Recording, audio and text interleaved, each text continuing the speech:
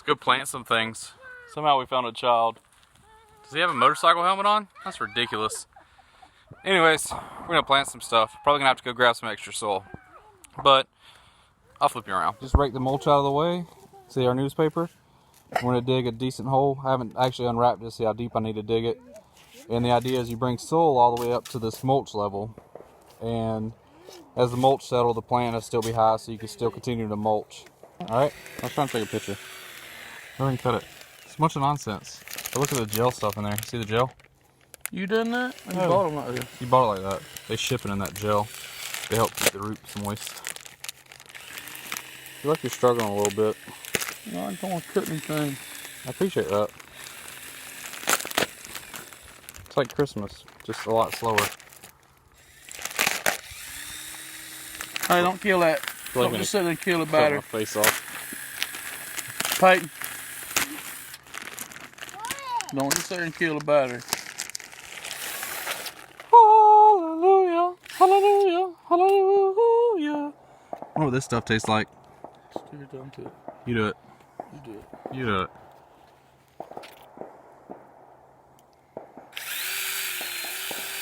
Like gummy bears. That's gross. Say it again, John Day. You got it deep enough. So what I was about to say was, it ain't quite deep enough. You want to go wherever the soil level was that you bought it. You want it to be even with the new soil level. And our new soil level is going to be considered this mulch level. And what that does is give the mulch a chance to settle and the plant will still be higher. And then you can put a lot more mulch on it later on. Good assessment, John Day. So I think we're getting there. You want a big, wide hole. And if I wasn't so lazy, it'd be a lot bigger. Look at John Day. Anyways, let's check the depth on this bad boy. We are getting pretty close. Need to go a little bit lower. And I want to be able to do the little cone thing at the bottom, where you build a tiny little sandcastle at the bottom, spread the roots out some more. Stupid red clay, being stupid and whatnot, even though it has a high cation exchange capacity. So I'm trying to videotape this real quick before John Day makes fun of me. But when you dig your hole, you want to make sure you scar the sides to make sure it's not slick. Because especially in clay, if you slick the sides, it'll be more like a bowl. You want to scar it, and I'm going to do it a little bit more with the shovel. But if you could dig a star-shaped hole, you'll probably be perfect. But just make sure you scar the sides and don't leave anything too slick. Kind of like that. So I think that's the ticket. Now we're going to build us a sandcastle on the bottom. So John Day asked me. Was why I was putting this same dirt that I dug out and stuff. And I was like, you're supposed to use the soil that you dig out. But I used to plant them with nothing but mixed soil. But I've learned since then that you're not supposed to do that. Are you done? No. Anyways, as I was saying, God, I waited for you to interrupt. It was going to be good. Oh. But yeah, now we're going to fill this bad boy in. As we fill it in, we're going to take the water hose to help push out the air pockets. Right? Artificial.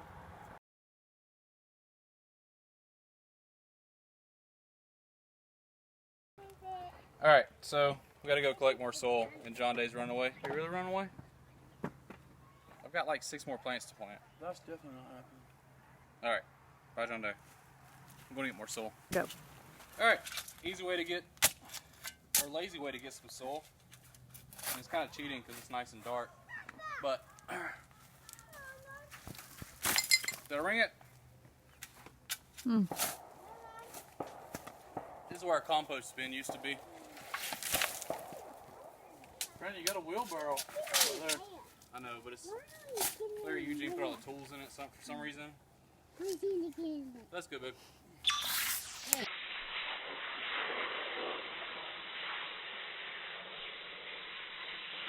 This is really fun.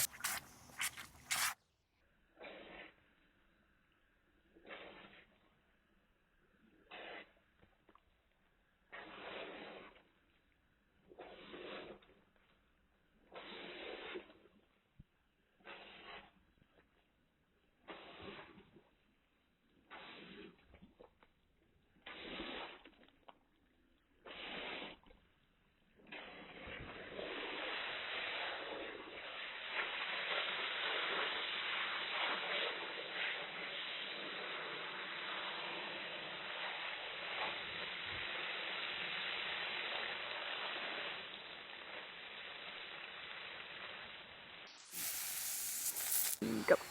Now that we have the hard one planted, time to move on to the elderberries, which are easy. I've got 2 pair of these, so these 2 are getting planted now. The other 2 are going to go in pots. Your face! Alright, so I did need a little bit extra soil because the mulch is about 7 inches deep. But look at this prettiness.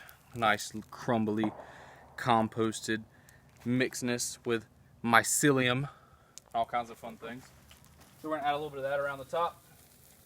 A little bit of extra fertility.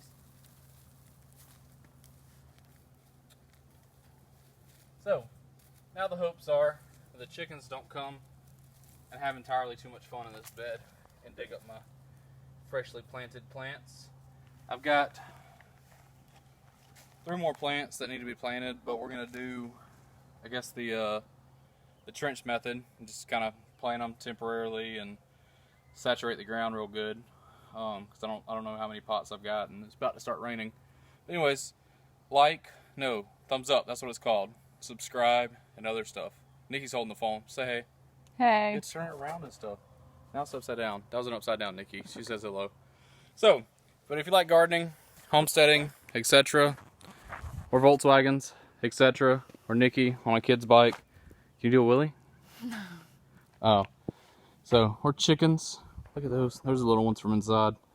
They're finally finding the free world. But now I'm rambling. This little bed, it'll look a lot better in the spring. I'm about to plant that garlic because I had to pull it out of the pot that I stole some soil out of. And call it a day, I think. What do you think? Day? Sounds good to me. Day? Almost a day. We're going to go do this trench real quick. I'll let you see that. Alright, quick trick. When you plant bare roots, or really when you plant anything, you always want to saturate it really well and get all the air pockets out. Larry Eugene happened to have this. I haven't used one of these for this, but it works really well. But you get around the plant, kind of dig it down in the soil, and you want to try to push out those air pockets. And if you don't have this, you can just grab a big bucket and pour a couple bucketloads of water around it.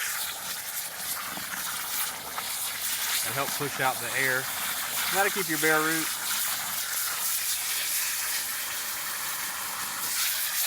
Bark's messed up on that one a little bit. Let's do that. So I'm going to go around that and do that to all the other plants. And if you look right there, got some garlic planted. Figure why the heck I needed to move it somewhere. Alright, ready, set, go. Alright, so, wanted to be lazy. Larry Eugene actually has a garden that's already kind of tilled up really nicely. And that's been his little pet project.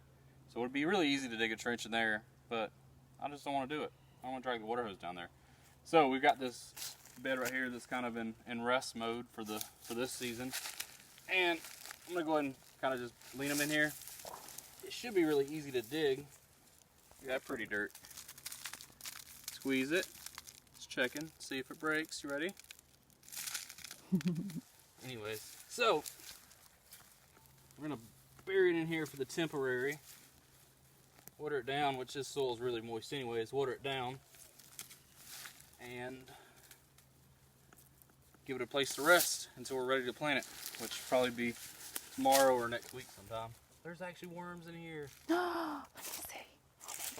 So we bought this place, and for the first year, we didn't see any worms anywhere.